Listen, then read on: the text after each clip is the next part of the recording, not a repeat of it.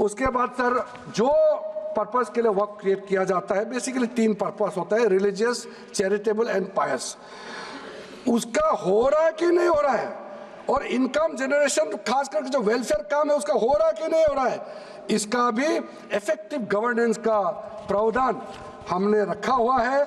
और साथ साथ सर मैं आपको इस उम्मीद के साथ साथ ये कहना चाहता हूं कि जो रिफॉर्म्स हमने जो लाए हैं और साथ साथ में जो प्रावधान कुछ बदलाव हमने आपको बहुत शॉर्ट में बताया, क्योंकि डिटेल में तो मैं रिप्लाई तो करूंगा ही, इसमें अगर आपको लगता है कि हमको अगर इनकम जनरेशन करने के लिए वक्त प्रॉपर्टी को बेहतर इस्तेमाल करने के लिए क्या करना चाहिए, जब हम इसका सबऑर्डिनेट लेजिस्लेशन के माध्यम से रूल्स बनाएंगे, आपका सुझाव हम खुले दिल से स्वागत करेंगे। क्योंकि आखिर तो प्रॉपर्टी देश का है, किसी का भी हो, उसको अगर अच्छा से चलाना है तो आप सुझाव देंगे तो हम तो पूरा वेलकम करेंगे उसमें। इसलिए आज मैं मेंबरों के साथ साथ जो कई दरगाह है, कई मस्जिद के इमाम है, कई लोग जो मुझे मिले, उन्होंने भी बहुत अच्छा सुझाव दिया है। उसको डिटेल में मैं यहाँ कहना नहीं चाहता हूँ, लेकिन हम रिकॉर्ड में रखा है, कई अच्छे अच्छे सुझाव हमारे पास आए हैं, वो भी हमने नोट करके रखा है। एक इम्पोर्टेंट पॉइंट को मैं अब आपके सामने भी रखना चाहता हूँ। ये जो हमने एक डेफिनेशन में जो बदलाव लाया है, इस डेफिनेशन में बदलाव का सबसे बड़ा मतलब ये है कि मुसलमानों में भी जो वक्फ के अंदर में अपना प्रॉपर्टी, वक्फ प्रॉपर्टी इस वक्फ बोर्ड के प्रावधान से गवर्न करना चाहते हैं, मोस्ट वेलकम है। अगर वो ट्रस्ट के माध्यम से अपना प्रॉपर्टी का अलग तरीके से वक्फ करना, वो चलाना चाहता है, मैनेज करना चाहता है, उसके लिए भी छूट दिया गया है। तो इसमें जो आप लोग बार बार कहते हैं कि वक्फ बोर्ड में गैर मुसलमान कैसे आ रहा है, इसका मैं छोटा सा एग्जांपल देना चाहता हूँ। अभी हम लोग किसी धर्म, किसी जाति का हिसाब से तो हम एमपी नहीं बने हैं, हम तो ऐसे सिटीजन होकर के एमपी बने हैं। तो अगर मेरा कॉन्स्टिट्यूंसी वाला हमको कहेंगे कि किरण रिजिजू मेरा यहाँ नहीं आ सकता है, हमारा धर्म और तुम्हारा धर्म अलग है, तो कैसे होगा? मैं तो एज ए एमपी, मेरे पास अथॉरिटी है, मैं जा सकता हूँ। उसी प्रकार से आपका ट्रस्ट है, ट्रस्ट को चलाता है चैरिटी कमिश्नर। तो ट्रस्ट वाला कैसे कहेंगे कि चैरिटी कमिश्नर मेरा जात का ही होना चाहिए? चैरिटी कमिश्नर तो गवर्नेंस को संभालने के लिए है, चलाता तो ट्रस्ट है। उसी प्रकार से आप कैसे कह सकते हैं कि मेरा वक्फ प्रॉपर्टी को देखने के लिए वक्फ बोर्ड में गैर मुसलमान नहीं हो सकता है? आप कैसे कह सकते हैं? ये तर्क आप थोड़ा गहराई से सोचिए, क्योंकि ये बार बार कहा गया है, मैं नाम नहीं लूंगा, वो बाद में तो बोलेंगे हमारे कुछ लोग हैं कि मुस्लिम का अफेयर्स में नॉन मुस्लिम क्यों आ रहा है। अरे ये धार्मिक व्यवस्था से कोई लेना देना नहीं है, मैं बार बार कह रहा हूँ। इसलिए ये प्रॉपर्टी है, वक्त प्रॉपर्टी है, आप लोग इसको समझिएगा। उसके बाद सर ये जो हमने जो 2013 के बाद कुछ बदलाव जो किए हैं, वक्त बाय यूजर में कुछ लोग ने शंकाएं व्यक्त किया, कह रहा कि वक्त बाय यूजर हटाने के बाद अब सरकार जो है मस्जिदें छीन लेंगे, दरगाह छीन लेंगे, मुसलमानों का प्रॉपर्टी छीन लेंगे, ऐसे बोलते हुए मैंने सुना है। इस तरह का कई जगह में बोला है। मैं इसमें साफ साफ कहना चाहता हूं, हम लोग सब हर किसी ना किसी राज्य से आते हैं। We all belong to each and every part of our country. We are together. We may belong to different states and union territories. We are all Indian. ये अथॉरिटी राज्य सरकार को हमने कैसे दिया? जो प्रॉपर्टी वक्त यूजर को हम लोगों ने हटाने के बाद ये प्रावधान सुरक्षित किया है, ऑथोराइज किया स्टेट गवर्नमेंट को कि जो प्रॉपर्टी रजिस्टर्ड हो चुके हैं, जब आप नमाज पढ़ते हैं, रजिस्टर्ड है, डॉक्यूमेंट है, उस पे कोई हस्तक्षेप नहीं होगा।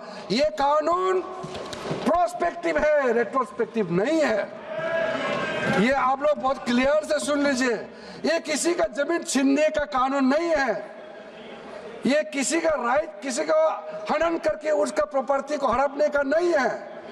राज्य सरकारों को अधिकार दिया गया है कि जो ऑलरेडी रजिस्टर्ड है उसका तो कोई डिस्प्यूट नहीं है, लेकिन जो डिस्प्यूटेड है, जो कोर्ट में पेंडिंग है उसको हम यहाँ कानून बना के कैसे हटा सकते हैं? कोर्ट का पावर को तो हम ले नहीं सकते सर। इसलिए यहाँ बार बार ये लोग माइक बजा बजा करके झूठ 100 बार भी बोलो, कुछ होने वाला नहीं है। सिटीजनशिप अमेंडमेंट बिल जब लाया गया था वही लोग हैं जिन्होंने कहा था कि सिटीजनशिप अमेंडमेंट बिल पास होकर एक्ट बन जाएगा तो मुसलमानों का हक छिन जाएगा, उनका नागरिकता खत्म हो जाएगा। आज सीए लागू हो गया, बताइए किसी मुसलमान का अधिकार छीना है? किसी मुसलमान का नागरिकता छीना है? बताइए, क्या आप माफी मांगेंगे? आपने देश भर में घूम घूम कर झूठे बातें फैलाया, आज आप साबित हो गया कि आपने झूठ बोला था, लेकिन आज आप माफी मांगने का भी हिम्मत नहीं रखते हैं। जिगर थाम के आप लोग सुनिए, ये आप आज दोबारा आप मिसलीड करेंगे, गलत बातें करेंगे तो फिर मुंह खाना पड़ेगा आपको। फिर कोई और बिल लेके आएंगे, फिर मैं आपका पर्दाफाश करेंगे फिर से। इसीलिए सर हम लोग तर्क पे जाइए, पॉइंट पे जाइए।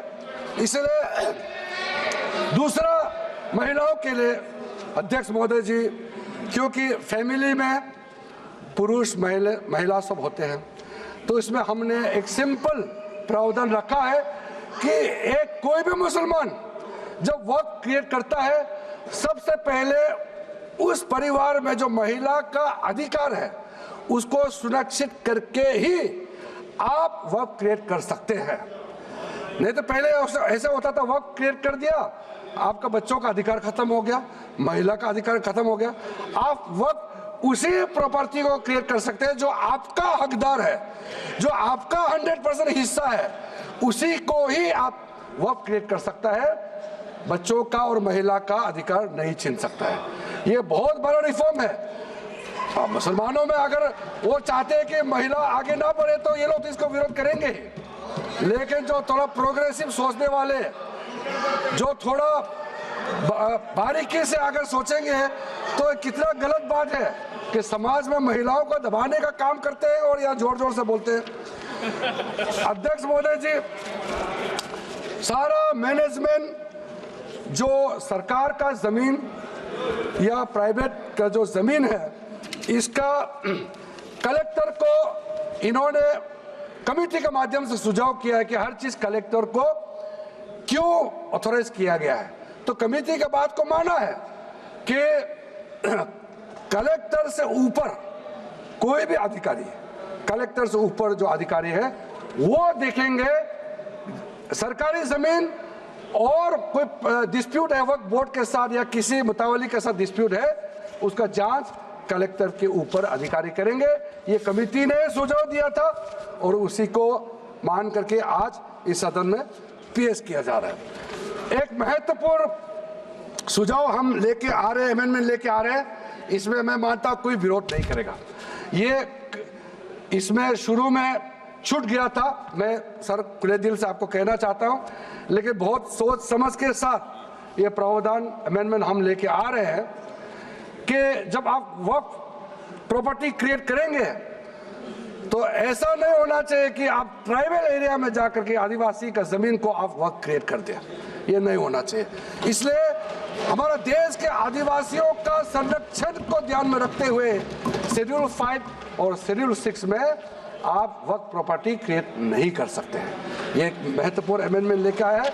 डिटेल में अब आगे अध्यक्ष महोदय आपको मैं बताऊंगा। वक्फ ट्राइब्यूनल के बारे में सर मैं संक्षेप में, अभी फ्लोर खुलने वाले हैं, मैं आपके हाथ फ्लोर छोड़ने वाले हैं, तो मेरा जो वाइंड आपको आप ध्यान से सुन लीजिए। जो ट्राइब्यूनल है, ट्राइब्यूनल में 2 मेंबर का हमने प्रस्ताव रखा था, तो कमेटी ने कहा कि 2 मेंबर ठीक नहीं है, इसमें 3 मेंबर होना चाहिए। न्यूज नेशन अब व्हाट्सएप पर खबरों के ताजा अपडेट के लिए न्यूज नेशन के इस QR कोड को स्कैन करें।